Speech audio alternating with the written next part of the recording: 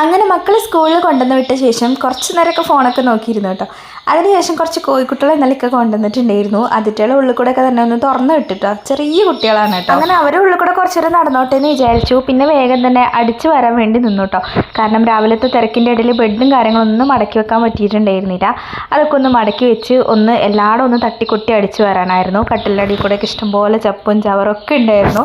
അപ്പോൾ അതൊക്കെ ഒന്ന് ഫസ്റ്റ് ഒന്ന് അടിച്ചു വാരി എടുത്തു കേട്ടോ. പിന്നെ കിച്ചണിൽ കുറച്ച് പാത്രങ്ങൾ ഉണ്ടായിരുന്നു. അതും കൂടി കഴുകി എടുത്തിട്ട് ഇതാ മീൻ നന്നാക്കാൻ വേണ്ടി നിൽക്കുകയാണ് കേട്ടോ. നമുക്ക് കിളിമീനാണ് കേട്ടോ. ഇത് വറുക്കാൻ വേണ്ടി മാത്രമാണ് കേട്ടോ.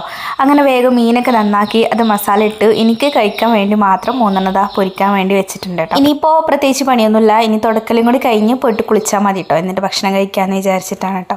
അപ്പോൾ മീൻ പൊരിച്ച് വെച്ചിട്ട് പോയാൽ പിന്നെ അങ്ങനെ വെറുതെ ടൈം കളയുണ്ടല്ലോ. പിന്നെ ഇതാ വെണ്ടയ്ക്കല്ല പാവക്ക കറി വെച്ചിട്ടുണ്ട്. പിന്നെ രാവിലത്തെ നമ്മുടെ ക്യാബേജ് ഉപ്പേരി ഉണ്ടല്ലോ, അതും റെഡി ആയിട്ടുണ്ട്. ഇനി വേഗം ഒന്ന് തുടച്ച് കഴിഞ്ഞാൽ നമ്മുടെ പണികളൊക്കെ കഴിഞ്ഞു. ഇനി വേഗം പോയിട്ട് കുളിച്ച് കഴിഞ്ഞിട്ട് ചോറ് കഴിക്കാം. പിന്നെ മക്കൾ വരാൻ വേണ്ടിയിട്ടുള്ള വെയിറ്റിംഗ് ആണ്.